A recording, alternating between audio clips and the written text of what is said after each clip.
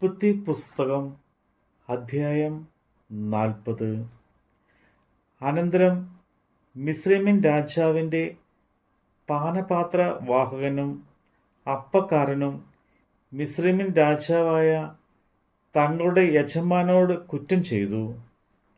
ഫറവോൻ പാനപാത്രവാഹകന്മാരുടെ പ്രമാണിയും അപ്പക്കാരുടെ പ്രമാണിയുമായ തൻ്റെ 2 ഉദ്യോഗസ്ഥന്മാരോട് കോപിച്ചു. അവരെ അകമ്പടി നായകൻ്റെ വീട്ടിൽ യോസഫ് ബന്ധനായി കിടന്ന കാരാഗൃഹത്തിൽ ആക്കി. അകമ്പടി നായകൻ അവരെ യോസഫിൻ്റെ പക്കൽ ഏൽപ്പിച്ചു. അവൻ അവർക്ക് ശുശ്രൂഷ ചെയ്തു. അവർ കുറെ കാലം തടവിൽ കിടന്നു. മിസ്രയീമിൻ രാജാവിൻ്റെ പാനപാത്രവാഹകനും അപ്പക്കാരനും ഇങ്ങനെ കാരാഗൃഹത്തിൽ ബന്ധന്മാരായിരുന്ന 2 പേരും ഒരു രാത്രിയിൽ തന്നെ വെവ്വേറെ അർത്ഥമുള്ള ഓരോ സ്വപ്നം കണ്ടു. രാവിലെ യോസഫ് അവരുടെ അടുക്കൽ വന്നു നോക്കിയപ്പോൾ അവർ വിഷാദിച്ചിരിക്കുന്നത് കണ്ടു.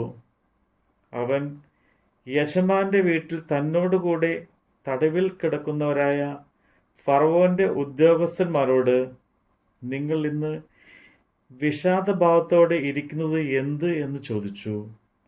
അവർ അവനോട്, ഞങ്ങൾ സ്വപ്നം കണ്ടു, വ്യാഖ്യാനിച്ചു തരുവാൻ ആരുമില്ല എന്ന് പറഞ്ഞു.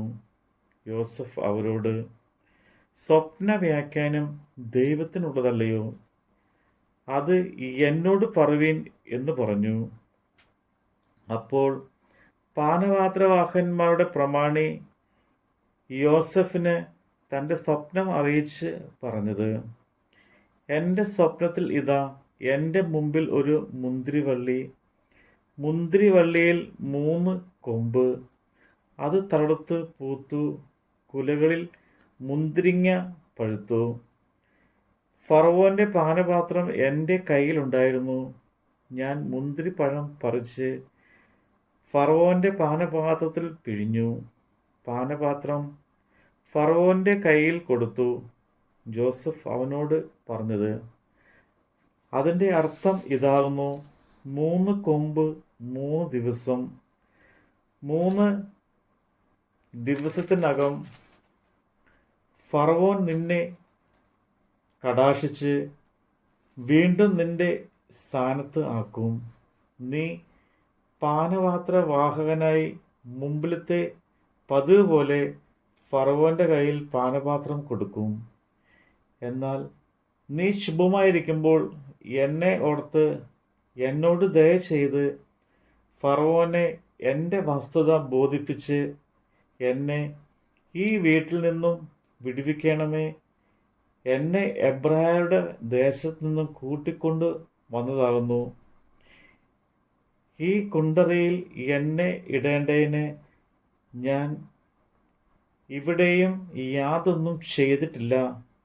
അർത്ഥം നല്ലതെന്ന് അപ്പക്കാരുടെ പ്രമാണി കണ്ടിട്ട് യോസഫിനോട്, ഞാനും സ്വപ്നത്തിൽ എൻ്റെ തലയിൽ വെളുത്ത അപ്പമുള്ള 3 കുട്ട കണ്ടു. മേലത്തെ കുട്ടയിൽ ഫറവോന്റെ വക അപ്പത്തരങ്ങളൊക്കെയും ഉണ്ടായിരുന്നു. പക്ഷികൾ എൻ്റെ തലയിലെ കുട്ടയിൽ നിന്ന് അവയെ തിന്നുകളഞ്ഞു എന്ന് പറഞ്ഞു.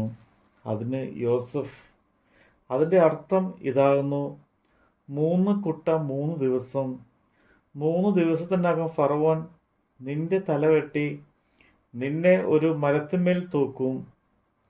പക്ഷികൾ നിന്റെ മാംസം തിന്നുകളയും എന്ന് ഉത്തരം പറഞ്ഞു.